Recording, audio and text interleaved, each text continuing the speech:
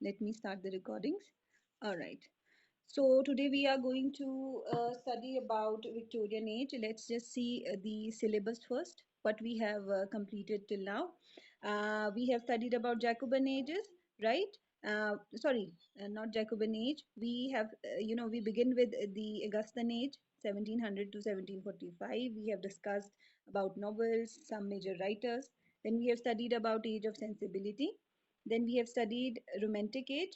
Okay, what was romantic age? What was romantic poetry? What were various romantic writers, poets, and all those? We have studied about that. Okay, so we are now reaching towards the Victorian age. Okay, so let's just read about Victorian age, right? तो जितने भी बच्चे class में थे well and good, जो नहीं थे just try to make just try to compose notes. जो बच्चे क्लास में थे उनसे नोट्स लेके सिलेबस कंप्लीट करने की कोशिश करो, वरना अपने नोट्स जो है प्रिपेयर करो. देखो कॉलेज लेवल पे जब आप पहुंच जाते हो तो you should compose a habit of creating your own notes, right? तो इस तरीके की एक हैबिट मेंटेन करो. एंड यस, रिसर्च पे ध्यान दो, है ना? हर एक एज के बारे में रिसर्च करो.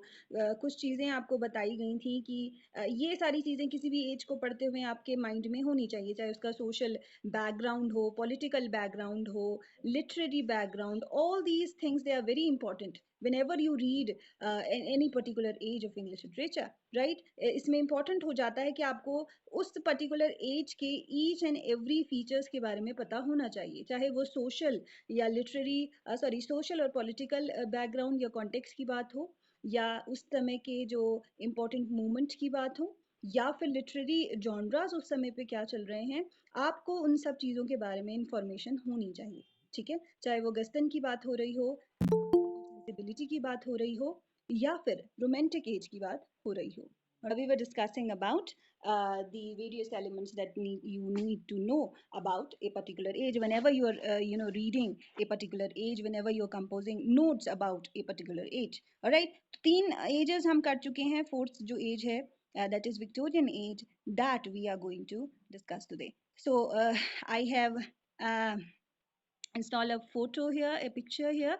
That is the picture of Queen Victoria, right? So Queen Victoria जो है, ये जो एज होते हैं, जब भी एजेस का क्लासिफिकेशन होता है, तो एजेस का क्लासिफिकेशन हम तीन बेसिस पे करते हैं. We have discuss that in the classes, right? क्या वो क्लासिफिकेशन होता है? Do anybody know that?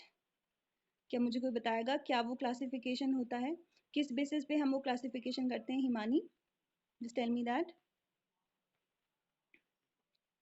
See, कभी भी हमें क्या करना है, हम हिस्ट्री ऑफ इंग्लिश लिटरेचर के जितने भी एजेस होते हैं या पीरियड्स होते हैं, उनको हम क्या करते हैं, पर्टिकुलर नेम देते हैं. जैसे हम विक्टोरियन एज की ही बात करें तो विक्टोरियन जो एज है वो क्वीन विक्टोरिया के नेम के पीछे या फिर नेम से ली गई है. या फिर हम एज ऑफ शेक्सपियर की बात करें तो हम शेक्सपियर जो he was a prime writer, उसके नेम के पीछे जो है हमने एज को नेम किया हुआ है. या फिर हम एज ऑफ सेंसिबिलिटी की बात करें तो एज ऑफ सेंसिबिलिटी क्या है, वो एज की स्पिरिट के बेसिस पे उस एज को नेम किया गया है, ठीक है?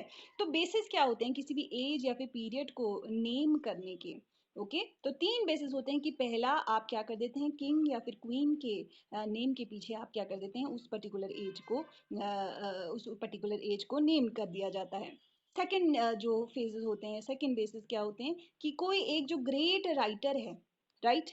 कोई एक पर्टिकुलर ग्रेट राइटर है जो बहुत ज़्यादा इन्फ्लुएंशियल है उस पर्टिकुलर एज में, तो आप क्या करेंगे, आप जो लिटरेचर का जो वो पर्टिकुलर पीरियड है या वो पर्टिकुलर फेज है, उसे हम उस पर्टिकुलर राइटर के नेम के पीछे नेम कर देंगे. थर्ड तरीका क्या होता है किसी भी एज या फिर पीरियड को नेम करने का, that is the spirit of the time, right? कि उस पर्टिकुलर टाइम फ्रेम में, उस पर्टिकुलर टाइम फ्रेज में जो स्पिरिट ऑफ द एज क्या थी, यानी कि लिटरेचर ऑफ द टाइम क्या था.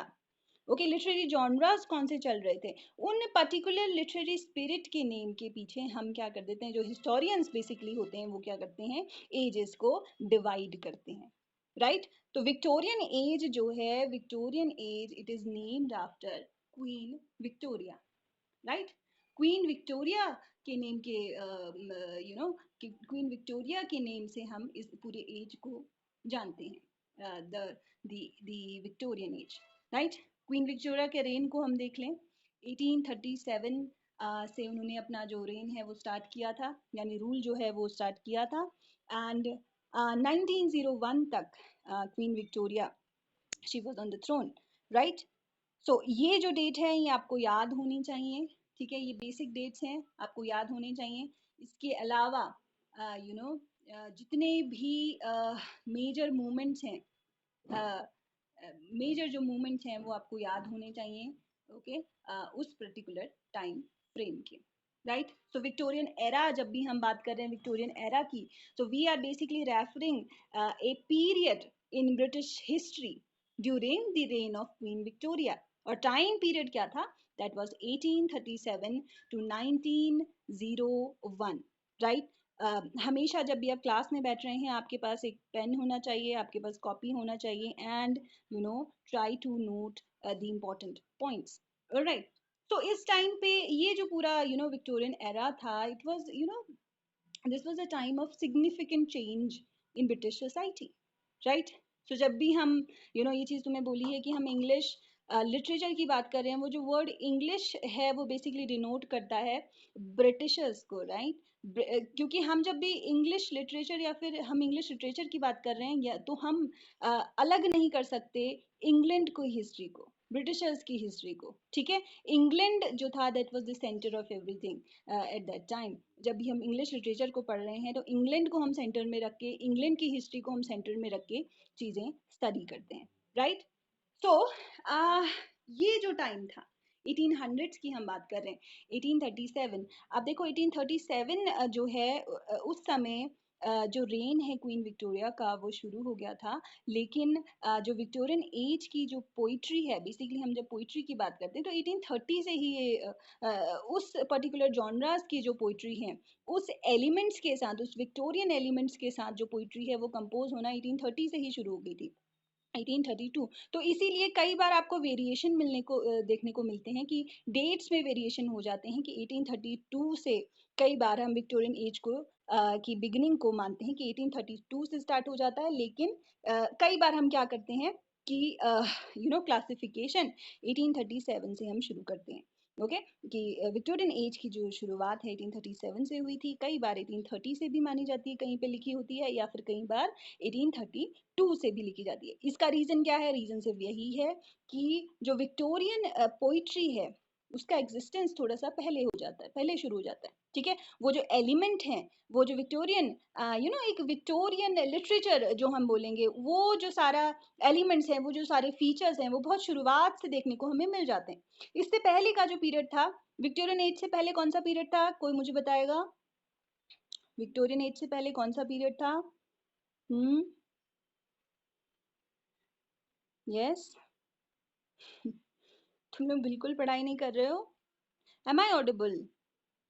एक पीरियड के जितने भी एलिमेंट्स थे वो हमने पढ़े थे, राइट। तो धीरे धीरे क्या होने लगता है, the end of romantic period, the end of romantic era में हम देखने लगते हैं विक्टोरियन लिटरेचर के जो एलिमेंट हैं वो शुरू होने लग रहे हैं, राइट। तो यही एक रीज़न है कि जो विक्टोरियन एज के जो एलिमेंट्स हैं 1830 से हम देखने को हमें मिल जाते हैं। Okay, so let's just discuss about yes, as I have written here in the PPT that Queen Victoria, she was last of Hanoverian monarchs, right? Hanoverian जो monarch, she was last of that. अब देखो Hanoverian जो monarch है वो हैं कौन basically? See, Hanoverian monarch जो हैं, जिनको House of Hanover भी बोला जाता है, जो house था उनका कौन सा है? Hanover था। ये basically they are the German royal house, right? जिसने क्या किया था? ग्रेट ब्रिटेन एंड आयरलैंड पे रूल किया था, ओके। बाद में यूनाइटेड किंगडम जो बन गया है ना, एक बार हमने डिस्कस किया था यूनाइटेड किंगडम की। जब हम बात करते हैं तो हम यहाँ पे ग्रेट ब्रिटेन की बात कर रहे होते हैं, आयरलैंड की बात कर रहे होते हैं, वेल्स की बात कर रहे होते हैं। तो बेसिकली इंग्लैंड की जो थ्रोन है उस पर कौन बैठ रहा है? वो जो जो भी इंग्लैंड के जो थ्रोन पे बैठेगा वो इन यूनाइटेड किंगडम पे रूल करता है। तो सिर्फ एक ये इंग्लैंड जो एक छोटा सा आइलैंड है उसकी बात नहीं हो रही, बट उसके जो सराउंडिंग 3 मेजर आइलैंड्स हैं उनकी यहाँ पे बेसिकली बात हो रही। तो ये जो हैनोवरियन मोनार्च थे इन्होंने 1714 से रूल करना स्टार्ट किया था यूनाइटेड किंगडम को, and the last monarch was queen Victoria. Okay, so 1901 के बाद हैनोवरियन जो मोनार्च हैं उनका that was the last rule, right. उसके बाद हैनोवरियन मोनार्च कभी भी इंग्लैंड के थ्रोन पे नहीं बैठे। ओके, उसके बाद इनके बाद हाउस ऑफ स्टुअर्ट जो थे वो ब्रिटिश मोनार्च बन के सामने आए थे। कुछ जो हैनोवरियन मोनार्च हैं तुम्हें याद होंगे, जॉर्ज वन जो है थे, George second, George third was there, George four was there, right. तुमने ये जो किंग्स हैं इनके नाम सुने होंगे, इन मोनार्च के नाम सुने होंगे जब आप एंग्लो सेक्शन पढ़ रहे होंगे, right. Excuse me, not Anglo Saxon. 1800s की ये बात है, 1700s की ये बात है। Okay, William four and then finally Queen Victoria, right. So this was the last of Hanoverian period. Okay, she was the last of Hanoverian monarch, right? Okay, है कि हमें सोशल और literary sorry social and political background किसी भी as का पता हो, ठीक है। हमने देखा था रोमांटिक एज में जो लिटरेरी बैकग्राउंड किस तरीके का था, सॉरी सोशल और पॉलिटिकल बैकग्राउंड किस तरीके का था। इंडस्ट्रियल रेवोल्यूशन जो थी वो स्टार्ट हो गई थी रोमांटिक एज में, और इंडस्ट्रियल रेवोल्यूशन की हम यहाँ पे बात करें तो इंडस्ट्रियल रेवोल्यूशन इस एरा में एकदम अपने एक्सपोजन में था, right. as there was an explosion of industrial revolution, okay, industrial development यहाँ पे बहुत ज़्यादा होने लगा, एक्सपोजन होने लगा इंडस्ट्रियल डेवलपमेंट का। कॉलोनियल जो ट्रेड था, कॉमर्स था, बहुत ज़्यादा ये जो डेवलपमेंट है इसका होने लगा। और ये जो इंडस्ट्रियल डेवलपमेंट है बेसिकली इसने क्या करा था, हर एक जो एस्पेक्ट है डेली लाइफ का उसे सिग्निफिकेंटली चेंज किया था, ठीक है। अब हम यहाँ पे क्या देखते हैं कि मैन्युफैक्चरिंग हो रही है, रेलवेज का डेवलपमेंट हो रहा है, steam power, mass production methods, ये सब चीजें क्या कर रही हैं, it is bringing more wealth to the country. Okay, और इससे क्या हो रहा है, एक वेल्दी मिडिल क्लास, ओके, इसका क्रिएशन हो रहा है। ओके, तो इंडस्ट्रियल रेवोल्यूशन ने ये सारे चेंजेस जो डेली लाइफ में थे वो जो चेंजेस हैं यहाँ पे किए हुए हैं, ठीक है। अब हम क्या देख रहे हैं कि इतने सारे डेवलपमेंट्स हो रहे हैं हर एक फील्ड में, और इससे क्या हो रहा है, एक नया मिडिल क्लास जो है उसका प्रोडक्शन हो रहा है, उसका क्रिएशन हो रहा है। ओके, और ये जो एरा था, ठीक है, यहाँ पे सोसाइटी और कल्चर, इस पे ध्यान देना हमें बहुत ज़्यादा ज़रूरी है। ओके, अब क्या हो रहा था, ये जो एरा है it has strict social and moral codes, ठीक है। सोशल और मॉरल कोड्स जो हैं इनको स्ट्रिक्टली फॉलो करने होते थे इस वाले एरा में, ठीक है। विक्टोरियन एज की हम बेसिकली बात कर रहे हैं। अब जो क्लास सिस्टम है वो बहुत ज़्यादा बच्चों रिजिड था, ठीक है। एरिस्टोक्रेसी जो थी अपने टॉप में थी। ओके, उसके बाद क्या आ जाएगा, मिडिल क्लास आ जाती थी, and then the working class. तो ये जो था क्लास डिवीजन था, ठीक है। टॉप में कौन था, एरिस्टोक्रेसी, ठीक है। जो क्या है एरिस्टोक्रेसी, बेसिकली क्या है, जो रूल कर रहे हैं। फिर कौन है, मिडिल क्लास, हमने मिडिल क्लास की बात करी। मिडिल क्लास कैसे जनरेट हुई थी, कि जैसे जैसे ये सारी इंडस्ट्रियल रेवोल्यूशन हुआ था, बहुत सारी वेल्थ कंट्री में आने लगी थी, एक मिडिल क्लास बनने लगी, जो क्या है, जो बहुत ज्यादा रिच नहीं है बट बहुत ज्यादा गरीब भी नहीं है, ठीक है। तो दे स्टक इन बिटवीन। तो ये जो मिडिल क्लास है बहुत रिच नहीं है, वो एक्स्ट्रावेगेंटली रिच नहीं है बट एकदम एक्सट्रीमली पुअर भी नहीं है। ओके, तो ये मिडिल में है। तो ये जो मिडिल क्लास है, ठीक है, तो मिडिल क्लास मिडिल में है। टॉप में कौन है, aristocracy. Okay, let me just explain it. Top में कौन है, टॉप में हो गए यस, टॉप में हो गया एरिस्टोक्रेसी। ओके, जो बेसिकली कौन है, they are the rulers. Okay, जो कौन है, rulers. Then there is the middle class, right, and then there are the lower class, जिसको हम क्या बोलते हैं, वर्किंग क्लास बोलते हैं। Okay, there were the working class, right. So ये जो है, अब ये जो हम मिडिल क्लास की बात करें, तो ये जो मिडिल क्लास है, मिडिल क्लास की जो वैल्यूज हैं of hard work, morality, respectability, ये जो कुछ वैल्यूज हैं ये बहुत ज्यादा डोमिनेंट थे ओके एट दैट टाइम। तो एक strict, as I told you, एक स्ट्रिक्ट सोशल और मॉरल कोड्स को यहाँ पे फॉलो किया जाता था। ये वही मॉरल कोड्स थे कि आपके अंदर मोरालिटी होनी चाहिए, आपके अंदर रिस्पेक्टेबिलिटी होनी चाहिए। तो ये जो पूरी विक्टोरियन सोसाइटी है ना, ये विक्टोरियन सोसाइटी जानी जाती थी अपनी मॉरल सीरियसनेस के लिए। ठीक है, you can write it down somewhere कि जो विक्टोरियन सोसाइटी है वो किस चीज के लिए जानी जाती थी? It was known for it moral seriousness. Okay, कि आपको क्या होना चाहिए? मोरालिटी आपके अंदर होनी चाहिए, एक सीरियसनेस आपके अंदर होनी चाहिए, डेकोरम होना चाहिए, प्रोस्पेरिटी होनी चाहिए। ये सारी जो एलिमेंट्स हैं, ये सारे जो फीचर्स हैं, ये क्या होने चाहिए? बहुत ज़्यादा वाइटल होने चाहिए विक्टोरियन सोसाइटी में एग्जिस्ट करने के लिए। ऑलराइट, तो ये बहुत ज़्यादा इंपॉर्टेंट हो जाते हैं। तो it was this moral seriousness जिसके कारण जिसके अगेंस्ट बहुत सारे मूवमेंट्स हम देखने को मिलते हैं, that we will study later on. Okay, तो ये क्या था? एक थोड़ा सा हम सोसाइटी की, हम इस कल्चर की बात कर रहे हैं। अब हम लिटरेचर और आर्ट्स की बात कर लेते हैं। लिटरेचर में क्या हो रहा था? विक्टोरियन जो लिटरेचर था, it was celebrated for its attention to the details, social critic and exploration of moral complexities. ठीक है, अगेन जो भी सोसाइटी में चल रहा है वही चीज आपको अपने लिटरेचर में देखने को मिलती है, वही चीजें हमें अपनी आर्ट्स में देखने को मिलती है। आर्ट्स से बेसिकली हमें क्या मतलब है? Paintings, right. लिटरेचर से मतलब क्या है? जितने भी लिटरेरी क्रिएशंस, पेंटिंग्स जो होती है, आर्ट्स होते हैं, वो हर तरीके के फॉर्म के होते हैं। हम सॉन्ग्स जो हैं वो भी हम आर्ट्स में इंक्लूड करेंगे।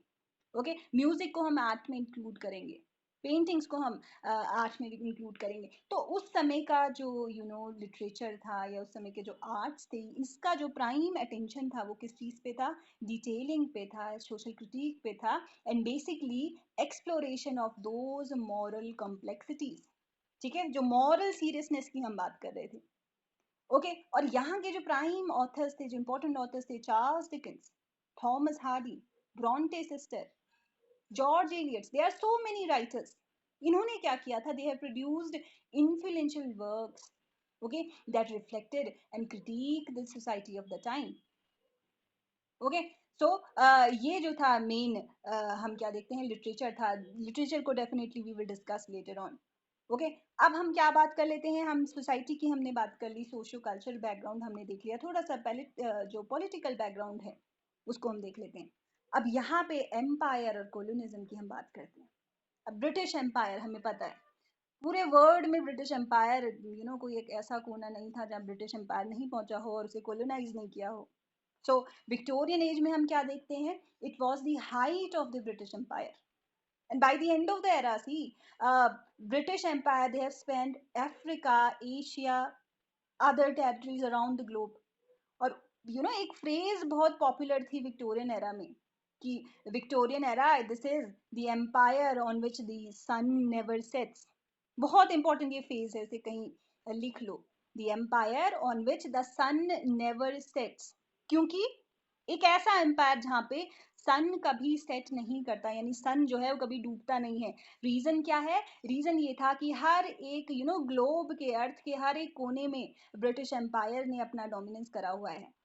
सो the sun never sets for the empire, right. So ये तो किस चीज की बात हो गई थी? कोलोनिज्म की बात हो रही थी, एम्पायरिज्म की बात हो रही थी। देन साइंस एंड इनोवेशन की हम बात कर लेते हैं। साइंस और इनोवेशन भी बहुत इंपॉर्टेंट फैक्टर हैं इस पर्टिकुलर एज में। ये जो टाइम था, it was the time of many scientific and technological advancement. Charles Darwin की जो थ्योरी ऑफ एवोल्यूशन है, ओके, ये जो थ्योरी ऑफ एवोल्यूशन है, it has change the course of science. एक कॉन्फ्लिक्ट यहाँ पे स्टार्ट हो गया था। Okay, there were so many followers of God. Darwin की थ्योरी क्या बोलती थी कि जो हमारा एवोल्यूशन है वो क्या हुआ है? मंकीज से हुआ है। तो जो अभी तक जो मेन को सेंटर में रखा जाता था, ओके, मेन को जो सुपीरियर रेस समझा जाता था, मेन को अब ऑर्डिनरी समझा जाने लगा। मेन जो था वो सेंटर में नहीं था। मेन से हम क्या मतलब है? That is a universal term. इसका मतलब है कि ह्यूमन को हम सेंटर में रख के देख रहे थे। वो सारे जो आइडियाज थे उनमें क्या होने लगा? कॉन्ट्राडिक्शन स्टार्ट होने लगा। राइट, कि वो जो एवोल्यूशन है, ओके, गॉड को लेके क्वेश्चन मार्क्स वहां पे, गॉड के एग्जिस्टेंस को लेके क्वेश्चन मार्क्स वहां पे होने लगे, राइट। तो ये जो पूरा कंफ्यूजन है, ये सारा जो कॉन्फ्लिक्ट है, इसको हम विक्टोरियन डिलेमा बोलते हैं। ये भी बहुत इंपॉर्टेंट एक टर्म है, हो सकता है शॉर्ट नोट्स में आ जाए, that what is Victorian dilemma. Okay, so अब क्या हुआ था, चार्ल्स डार्विन की जो थ्योरी थी of evolution, it has change everything. और फिर धीरे धीरे क्या हो रहा है, यहाँ पे इन्वेंशन हो रहे हैं, जैसे टेलीग्राफ है, वो भी इसी पीरियड में टेलीग्राफ का इन्वेंशन हुआ था, telephone, electricity, okay, electric light, all these invention, all these scientific invention, they have transformed everyday life, right। ये जो थे कुछ यहाँ पे पॉलिटिकल और social reform, sorry, scientific innovations थे। और इम्पॉर्टेंट यहाँ पे पॉलिटिकल कॉन्टेक्स्ट देखना बहुत ज्यादा इंपॉर्टेंट बच्चों हो जाता है, क्योंकि यहाँ पे क्या हुआ था इस एरा के अंदर, okay, there were several reform acts. Suffrage जो है यानी कि वोटिंग पावर, ओके, जो सबसे इम्पोर्टेंट डेमोक्रेटिक राइट होता है, वो जो वोटिंग पावर है वो उसका एक्सपेंशन हुआ था। और ये कैसे हुआ था, through several reform acts, I guess I have mention it somewhere, yes, these reforms act 1832, 1867 and 1884, these are the important dates that you should remember, right। तो इससे क्या हुआ था, जो सफरेज की पावर है, एक्सपेंशन ऑफ सफरेज यानी voting rights की जो पावर है, वो एक्सटेंड हुई थी हर एक रिफॉर्म एक्ट में। ओके, ऑल्दो वुमेन्स की जो कंडीशंस हैं थोड़ी सी सही हुई थी, बहुत ज्यादा कंडीशंस यहाँ पे सही नहीं थी। सफरेज की जो पावर है यानी वोटिंग जो राइट्स थे वुमेन्स के पास, इस समय पे नहीं हुए थे। लेकिन यहाँ पे हम क्या देखते हैं, there were certain social reforms, कुछ ऐसे सोशल रिफॉर्म्स या मूवमेंट्स हुए थे जिन्होंने क्या किया था, वुमेन्स को राइट दिए थे, एजुकेशन पे, पुअर्स की जो कंडीशन है, to improve the condition for the poors, ये सारी चीजें यहाँ पे हुई थी। बहुत सारे रिफॉर्म्स हम यहाँ पे देखने को हमें मिलते हैं, that we will study later on. Okay, so this basically this the class that we are going to today we will just discuss on the major features. कल की क्लास में हम डिस्कस करेंगे डीपली इन सारे points को, right. So these were the major political and social reforms, okay. तो इन सब चीजों के बारे में पढ़ लेना, that we will discuss later also. अब फिर क्या हुआ था, विक्टोरियन जो एरा है वो बेसिकली एंड हो जाता है क्वीन विक्टोरिया की डेथ के साथ, that was on 1901, okay. So 1901 में हम क्या देखते हैं, दैट क्वीन विक्टोरिया डाइड, और उसके बाद फिर क्या हो जाता है, विक्टोरियन एरा का एंड हो जाता है, राइट। सो ये क्या था, एक तरीके का ओवरव्यू हम देख रहे थे कि क्या बेसिक चीजें विक्टोरियन एज में थी। कल हम डीपली इन सारी चीजों को पढ़ेंगे। कोई अगर क्वेश्चंस हैं आपके, यू डू कैन आस्क। जरूर फोकस करेंगे कि अच्छा हाँ, क्लास डिवीजन वहाँ पे कैसा था, कौन टॉप पे था, कौन मिडिल में था, which was the lower state of the society, right. उन सब चीजों की को डिस्कस करते हुए ही लिटरेचर लिखा गया है ना। इन ये जो मॉरल सीरियसनेस थी, जो सोशल क्रिटिक्स थे जितने भी लिटरेचर में, ये सारे एलिमेंट्स आपको देखने को मिलेंगे। बिकॉज लिटरेचर बेसिकली रिफ्लेक्ट क्या करता है कि सोसाइटी में क्या हो रहा है ना। कई सारे जो राइटर्स हैं सोशल रिफॉर्मर्स का भी काम करते हैं। वो राइटर्स ये बताते हैं कि सोसाइटी में चल क्या रहा है, उसको क्रिटिक करते हैं through their own literary creations, right. तो विक्टोरियन सोसाइटी को स्टडी करना इसीलिए बहुत ज्यादा इंपॉर्टेंट हो जाता है, राइट। यस, और पूछना है पूछ लो, then we will end the class.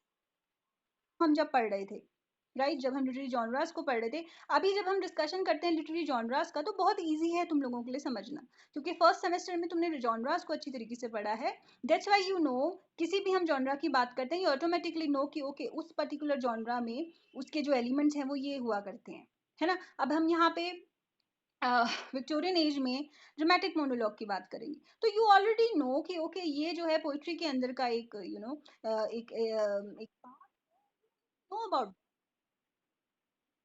Exactly, है ना। You already know about that thing, ठीक है, तो इसीलिए थोड़ी सी डिटेल स्टडी होने जरूरी है। अब हम एजेस को सेकंड सेमेस्टर में क्यों पढ़ रहे हैं, बिकॉज अब हम क्या करेंगे थर्ड सेमेस्टर में, हम लिटरेचर को पढ़ेंगे। तो उन पर्टिकुलर लिटरेचर को जब हम पढ़ रहे होंगे, you already know the elements of Victorian age, और sorry of the particular ages, of all the ages rather, right. और तुम्हें पता है कि लिटरेरी जॉनरास कौन कौन से थे, सोशल पॉलिटिकल जो सिनेरियो था वो क्या था। तो it is very easy to understand literature like that, right. तो इस चीज पे फोकस जरूर होना चाहिए, राइट। कोई और क्वेश्चंस हैं? Okay, so I guess we'll meet again in the next class, all right?